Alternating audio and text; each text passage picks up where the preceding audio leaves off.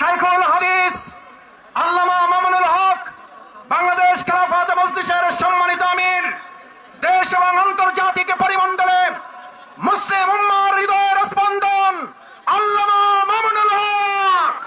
নারায়ে তাকবীর, নারায়ে তাকবীর। মামুনুল হক ভাইয়ের আগমন আউফলের পক্ষ থেকে 10 দলীয় নির্বাচনী ঐক্যের পক্ষ থেকে মনোনীত বাংলাদেশ জামাতে ইসলামীর প্রার্থী, বাংলাদেশের তরুণ ছাত্র জনতার হৃদয়ের স্পন্দন ডক্টর শফিকুল ইসলাম মাসুদের নির্বাচনী জনসভায় উপস্থিত সম্মানিত সভাপতি, উপস্থিত সম্মানিত মনোনীত আমাদের প্রার্থী, আপনাদের জননন্দিত মাটি ও মানুষের নেতা জনাব ডক্টর শফিকুল ইসলাম মাসুদ, উপস্থিত জুলাই বিপ্লবের অন্যতম সাহসী মুখ,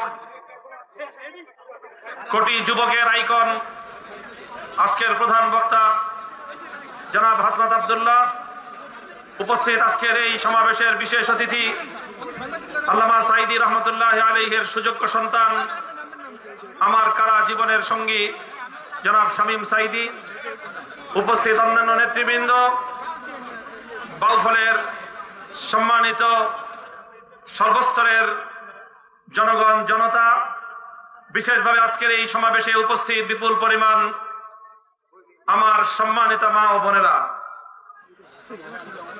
আজ ইতিহাসের এক ঐতিহাসিক বাক বদলের মুহূর্তে বাংলাদেশের মানুষ নতুন করে ঐক্যবদ্ধ হয়েছে।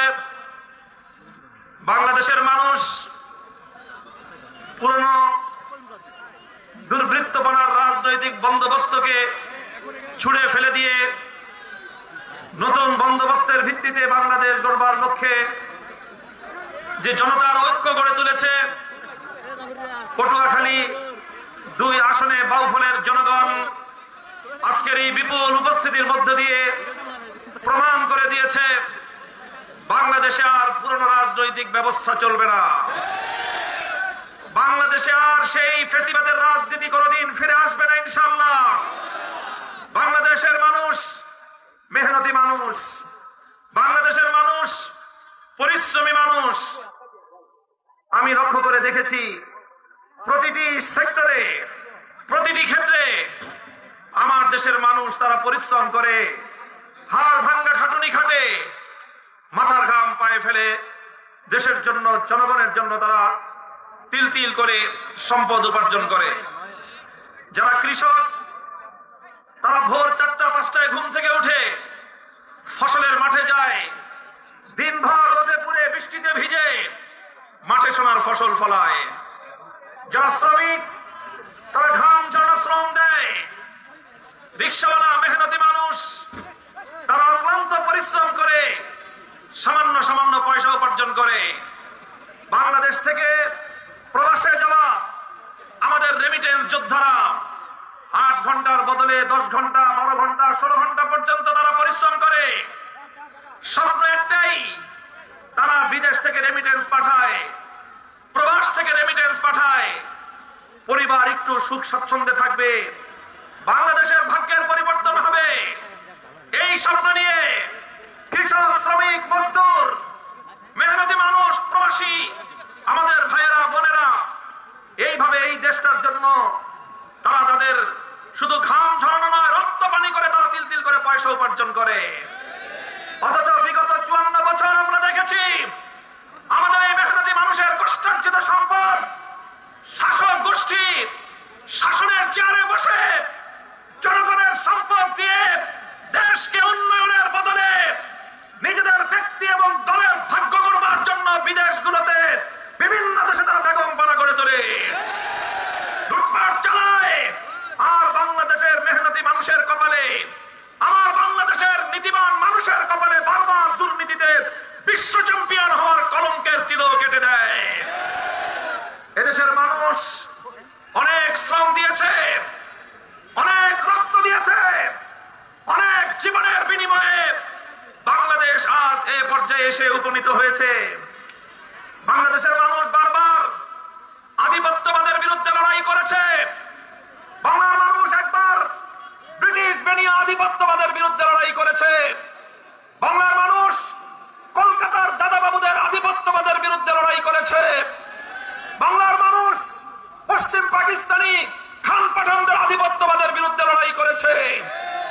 তিনটি আধিপত্যবাদকে পরাস্ত করে বাংলার পূর্ব দিগন্তে স্বাধীনতার লাল টুকটুকে সূর্য উদিত হয়েছে। এরপরে দেশের মানুষ সেই লাল সূর্যকে বুকের রক্ত দিয়ে সবুজ পতাকার মধ্যখানে বৃত্ত আকারে বন্দী করে লাল সবুজের পতাকা নিয়ে বিশ্ব দরবারে মাথা তুলে দাঁড়াবার জন্য চেষ্টা করেছে। দুর্ভাগ্যজনকভাবে স্বাধীনতার পর থেকে বাংলাদেশের মানুষের রক্তে রাঙা সেই স্বাধীনতার সুফল এদেশের মানুষ ঘরে তুলতে পারে নাই শাসক গোষ্ঠীর ব্যর্থতার কারণে, শাসক গোষ্ঠীর দুর্নীতির কারণে, শাসক গোষ্ঠীর চুরি এবং লুটপাটের কারণে বাংলাদেশের মানুষ কাঙ্ক্ষিত উন্নতি অর্জন করতে পারে নাই। আমাদের বাংলাদেশ এখনো পর্যন্ত সেই পর্যায়ে উপনীত হতে পারে নাই। আমাদেরকে শুধুমাত্র কথার ফুলঝুরি শোনানো হয়েছে, আমাদেরকে শুধুমাত্র উন্নয়নের রোল মডেলের গাল গল্প শোনানো হয়েছে। এই সকল গাল গল্প শুনিয়ে শুনিয়ে 30 লক্ষ কোটি টাকা বাংলাদেশ থেকে পাচার করা হয়েছে। সেই টাকাগুলো যদি পাচার না করা হতো, আমার দেশের মেহনতি মানুষের এই কষ্টার্জিত পয়সা দিয়ে বাংলাদেশ সিঙ্গাপুরের মতো উন্নত দেশে পরিণত হতে পারত, পারে নাই। কারণ আমরা জনগণ সৎ থাকলে কি হবে, আজও পর্যন্ত দেশের মানুষের ভাগ্যে নীতিবান দুর্নীতিমুক্ত বাংলার মানুষের ভাগ্য গড়ার জন্য উপযুক্ত কোন শাসক গোষ্ঠী আমরা নির্বাচন করতে পারি নাই। বরং দীর্ঘ 15টা বছর আমরা শোষিত হয়েছি, গুম খুনের শিকার হয়েছি। আলেম ওলামা সহ এদেশের ইসলামী নেতৃত্বকে ধরে ধরে ফাঁসির কাস্টে ঝুলানো হয়েছে। এদেশের মায়ের বুক খালি করা হয়েছে। এদেশের যুবকদেরকে গুম করে করে বাংলার মাটিকে শ্মশানে পরিণত করা হয়েছে। যখন নির্যাতনে এদেশের মানুষের পিঠ দেয়ালে ঠেকে গেল, এদেশের মানুষ যখন পিঠ দেয়ালে ঠেকে গেল, সর্ববৃহৎ রাজনৈতিক দলের কাছ থেকে আমরা বারবার হতাশ হলাম। ঈদের পরে নির্বাচন, ঈদের পরে আন্দোলন হবে, ঈদের পরে আন্দোলন হবে। ঈদ আর আসলো না। বৃহৎ রাজনৈতিক দলগুলোর পক্ষ থেকে এদেশের মানুষ আর কোন স্বৈরতন্ত্রের বিরুদ্ধে লড়াকু কোন আন্দোলনও দেখতে পেল না। শেষ পর্যন্ত শিক্ষাঙ্গনগুলো থেকে আমার ছাত্র জনতা বেরিয়ে আসলো, স্কুল থেকে আমার সন্তানেরা বেরিয়ে আসলো, কলেজ থেকে আমাদের ভাইয়েরা বেরিয়ে আসলো, আলিয়া মাদ্রাসা, কওমি মাদ্রাসা থেকে আমাদের সোনার সন্তানরা রাজপথে নেমে আসলো। প্রতিটি বিশ্ববিদ্যালয় আন্দোলনের দাবানলে পরিণত হলো। ছাত্র জনতা হাজার হাজার বুকের তাজা রক্ত দিয়ে বাংলার মাটিকে পুত পবিত্র করলো। এইভাবে ছাত্রদের নেতৃত্বে এক অভূতপূর্ব বিপ্লবের মধ্য দিয়ে বাংলাদেশ ফ্যাসিবাদ মুক্ত হলো। তখন তো কেউ প্রশ্ন করে নাই এত বড় আন্দোলন হচ্ছে, এর প্রধান নেতাকে। এখন তোমরা প্রশ্ন করো যে এত বড় আন্দোলন, এত বড় জোট, গোটা বাংলাদেশ আজ ঐক্যবদ্ধ, এই ঐক্যবদ্ধ বাংলাদেশের প্রধানমন্ত্রীকে এটা নিয়ে তোমাদের প্রশ্ন করতে পুতলা হয়ে দেখতে হয়। আমাদের এই জোটের মধ্যে সর্ববৃহৎ দল একটি আছে না নাই? বলেন আছে না নাই? সেই দলের একজন আমির আছেন না নাই? কাজেই এই জাতীয় ধূম্রজাল সৃষ্টি করে, বিভ্রান্তি তৈরি করে ঐক্যবদ্ধ বাংলাদেশকে আর বিপদগামী করতে পারবে না। আমরা বলতে চাই 10 দলীয় যে ঐক্য গঠিত হয়েছে, কোন একক নেতার নেতৃত্ব প্রতিষ্ঠার জন্য নয়। 10 দলীয় ঐক্য গঠিত হয়েছে কোন শুধুমাত্র একটি দলের স্বার্থ উদ্ধার করবার জন্য নয়। 10 দলীয় ঐক্য গঠিত হয়েছে 10টি দলের ভাগ্য করবার জন্য নয়। 10 দলীয় ঐক্য গঠিত হয়েছে বাংলার মানুষের ভাগ্য করবার জন্য। 10 দলীয় ঐক্য নির্বাচন করছে নিজের দলকে প্রতিষ্ঠা করবার জন্য নয়। 10 দলীয় ঐক্য নির্বাচন করছে বাংলার মানুষের ভাগ্য পরিবর্তন করবার জন্য। তাই আমরা বলতে চাই, আমাদের 10 দলের পক্ষ থেকে যেখানে যাকে প্রার্থী করা হয়েছে সে কোন একক দলের প্রার্থী নয়, এমনকি সে শুধু 10 দলের প্রার্থী নয়, সে নিপীড়িত বাংলার জনগণের, আপামর জনগণের মনোনীত প্রার্থী। ডক্টর শফিকুল ইসলাম মাসুদ একটি অপার সম্ভাবনাময় মেধাবী মুখ। সে শুধু বাউফলের কৃতি সন্তান নয়, সে শুধু পটুয়াখালীর সন্তান নয়, সে আগামী বাংলাদেশের অন্যতম এক উজ্জ্বল নক্ষত্র।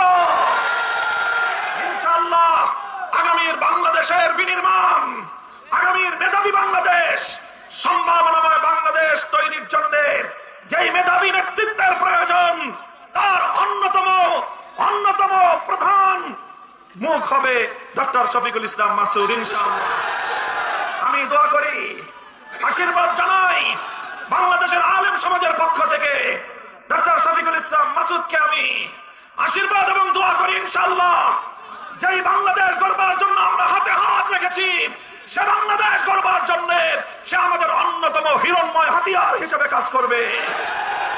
আমি ডক্টর শফিকুল ইসলাম মাসুদের হাতে ন্যায়ের প্রতীক, ইনসাফের প্রতীক দাড়িপাল্লা তুলে দিয়ে এদেশের আলেম সমাজের পক্ষ থেকে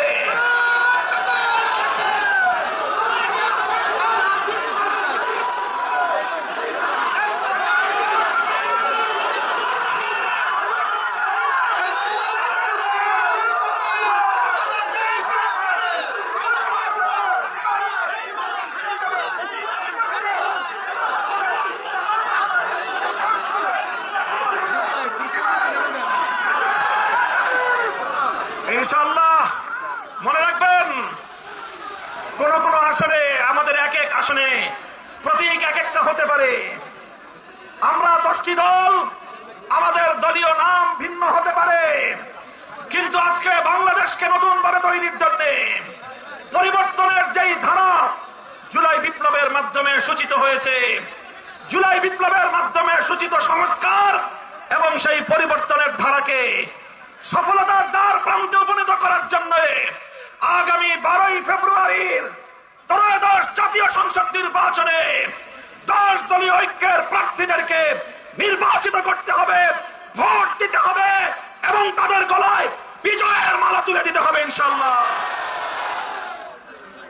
আমি আশ্চর্যান্বিত হয়ে লক্ষ্য করছি, 10 দলীয় ঐক্যের অধীনে, 10 দলীয় ঐক্যের নেতৃত্বে মুক্তিকামী বাংলার মানুষ আজ যেভাবে মাঠে ময়দানে ঝাঁপিয়ে পড়েছে, জনতার যে বাদ ভাঙ্গার স্রোত শুরু হয়েছে, এটা দেখে আধিপত্যবাদী শক্তি এবং তাদের বাংলাদেশি এজেন্টদের মাথা খারাপ হয়ে গিয়েছে।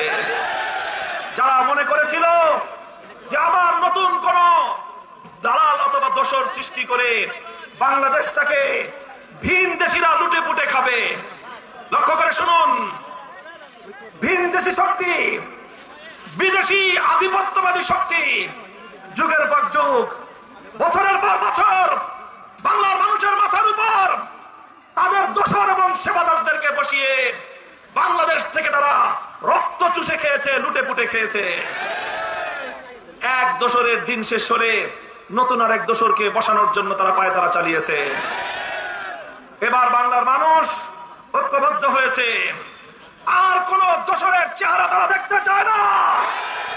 বাংলার মানুষ এবার নিজেদের ভাগ্য নিজেরাই করতে চায়, তাই তারা দিশেহারা হয়ে পড়েছে, যা তা বলা শুরু করেছে। এটা প্রমাণ করে যে তারা তাদের পরাজয়ের পূর্ণ আভাস দেখতে পাচ্ছে। আমরা পরিষ্কার ভাষায় বলি, ইনসাফের যে বাংলাদেশ গড়বার জন্য শরীফ ওসমান হাদিরা শাহাদাত বরণ করেছে, আমাদের ভাইয়েরা যে ইনসাফের জন্য রক্ত দিয়েছে, ব্যালট বিপ্লবের মাধ্যমে ইনসাফের বাংলাদেশ আমরা গড়েই ছাড়বো ইনশাআল্লাহ। আমরা যদি ব্যালট বিপ্লবের মাধ্যমে ইনসাফের বাংলাদেশ গড়তে না পারি, জুলাই বিপ্লব সার্থক হবে না। এবারের নির্বাচন একদিকে সংসদ নির্বাচন, আরেকদিকে জুলাই সনদ বাস্তবায়নের গণভোটের নির্বাচন। মনে রাখবেন, সংসদ নির্বাচন 5 বছর পর পর আসে, কিন্তু এমন সনদ বাস্তবায়নের এই নির্বাচন গণভোট, এটা কিন্তু অর্ধ শতাব্দীতে একবারের বেশি আসে না। তাই গণভোটে জুলাই সনদকে আইনি ভিত্তি কার্যকর করার মধ্য দিয়ে ফ্যাসিবাদের দুয়ার চিরতরে বন্ধ করতে হবে। যারা ফ্যাসিবাদী বন্দোবস্ত ধ্বংস করতে চায় না, বরং আবার ফ্যাসিবাদকে ফিরিয়ে আনতে চায়, তারা আজকে দ্বিধান্বিত, তারা আজকে দ্বিধাগ্রস্ত। তারা দিনের আলোতে বলে গণভোটে হা বাক্সে সিল মারবা, রাতের অন্ধকারে আবার বলে না বাক্সে সিল মারবা। আমি আপনাদেরকে জিজ্ঞাসা করি, যারা প্রকাশ্যে এক কথা বলে আবার গোপনে আরেক কথা বলে, আপনাদের দেশে তাদেরকে কি বলা হয়? বাংলার মানুষ আর কোনদিন মুনাফিকের রাজনীতিতে আস্থা রাখতে পারে না। এদেশের মানুষকে নিয়ে অনেক ভৌতাবাজি হয়েছে, অনেক প্রতারণা হয়েছে। এবার রাজপথে আমরা সব ভৌতাবাজি মোকাবেলা করব। 12ই ফেব্রুয়ারি ব্যালটের মাধ্যমে মুনাফিককে চূড়ান্ত ভাবে আমরা বাংলা থেকে উৎখাত করে দিব ইনশাআল্লাহ। আমার মা বোনেরা, আমি আপনাদেরকে বিশেষভাবে অনুরোধ করি, আপনারা নতুন বাংলাদেশ গড়বার ক্ষেত্রে সবচেয়ে বেশি ত্যাগ দিয়েছেন। আপনাদের কলিজার টুকরা সন্তানগুলোকে আমাদের মায়েরা জুলাই যুদ্ধের সময় আপনারা যুদ্ধের রণাঙ্গনে পাঠিয়ে দিয়েছেন। বলেছেন, আমার সন্তান তুমি যদি শহীদ হও, আমার এক দুলালের রক্ত দিয়ে লক্ষ মায়ের সন্তানরা মুক্তি পাবে। বাংলার সেই বীরাঙ্গনা মা জাতিকে আমি সালাম জানাই। আপনারা আগামীর বাংলাদেশ গড়বার জন্য, আপনাদের সন্তানদের রক্তকে সার্থক করবার জন্য ঘরে ঘরে যাবেন, মানুষকে বলবেন, বাংলাদেশের মানুষ, আলেম সমাজ, এদেশের ধর্মপ্রাণ মানুষ, এদেশের জুলাই বিপ্লবীরা, দেশ প্রেমিক শক্তি সকলে আজ ঐক্যবদ্ধ হয়েছে। কাজেই এই সুযোগ যদি হাতছাড়া করি আমরা, তাহলে আবার নতুন করে এমন আরেকটি সুযোগ তৈরি হতে বহুদিন সময় লেগে যাবে। কাজেই এই সুবর্ণ সুযোগকে হাতছাড়া করা যাবে না। বাংলাদেশ জামাতে ইসলামী, জাতীয় নাগরিক party NCP, Bangladesh Khelafat Majlis, AB party সহ 10টি দল আমরা হাতে হাত রেখে আজ ঐক্যবদ্ধ হয়েছি। আমাদের কোন ভাই তারা আমাদের সাথে থাকবেন কি থাকবেন না দ্বিধান্বিত আছেন। আমি আপনাদেরকে একটা কথা বলতে চাই, আলাদা আলাদা নির্বাচন করার বহু সময় আছে, বহু সময় থাকবে। এবার ইনসাফের জোটকে, এবার ইনসাফের ঐক্যকে বিজয়ী করতে না পারলে ইতিহাসের দায় আমরা কোনোদিন শোধ করতে পারবো না। দল মতের ঊর্ধ্বে উঠে ডক্টর শফিকুল ইসলাম মাসুদ একজন সজ্জন মানুষ, জনদরদী মানুষ, তুমুল জনপ্রিয় ছাত্র নেতা, আগামীর বাংলাদেশের অন্যতম মেধাবী মুখ। এদেশের আলেমদের প্রতি তার অসাধারণ শ্রদ্ধা এবং ভালোবাসা, বিনয়ী একজন মানুষ। এইরকম একজন মানুষ যদি বাউফল থেকে নির্বাচিত না হয়, বাউফল মানুষের জন্য এটা হবে দুর্ভাগ্যের বিষয়। তাই আমি সকল আলেম ওলামাদেরকে, ইমাম সাহেবানদেরকে, সকল ধর্মপ্রাণ মানুষকে, ধর্মবর্ণ নির্বিশেষে, হিন্দু বৌদ্ধ খ্রিস্টান সকলকেই আমি আমার উদাত্ত আহ্বান জানাবো, আপনারা সকলেই ঐক্যবদ্ধ হয়ে ডক্টর শফিকুল ইসলাম মাসুদকে নির্বাচিত করবেন। ইনশাআল্লাহ আমি আপনাদেরকে কথা দিচ্ছি, আমরা ইনসাফের উন্নত সমৃদ্ধ বাউফল উপহার দেব ইনশাআল্লাহ। ইনশাআল্লাহ থাকবেন তো? 10 দলীয় ঐক্য জিন্দাবাদ, বাংলাদেশ খেলাফত মজলিস জিন্দাবাদ, বীর বাংলাদেশ জিন্দাবাদ, ইনকিলাব জিন্দাবাদ।